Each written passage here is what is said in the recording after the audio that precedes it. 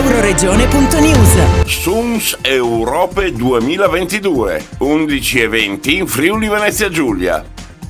Con Carlo Puppo al telefono, presidente della cooperativa Informazione Friulana, scopriamo le recenti evoluzioni della manifestazione di quest'anno. L'edizione 2022 del Festival SUMS Europe, Festival delle arti nelle lingue minorizzate, prevede due fasi, una prima estiva che comincia il 30 giugno e si conclude il 15 luglio e una seconda fase in autunno con il concerto finale al Giovanni da Udine che si terrà il 26 novembre.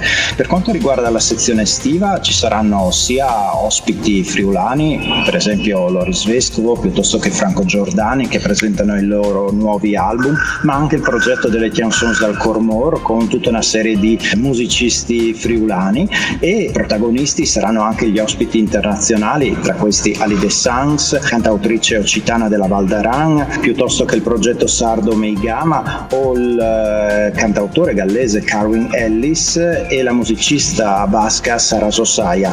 Naturalmente oltre alla musica ci sono anche altri appuntamenti, incontri, approfondimenti per conoscere, approfondire quello che è il mondo variegato e interessante, estremamente produttivo che è rappresentato appunto dalle comunità e dalle lingue minorizzate d'Europa. Il servizio completo di video su euroregione.news. Marco Mascioli. Euroregione.news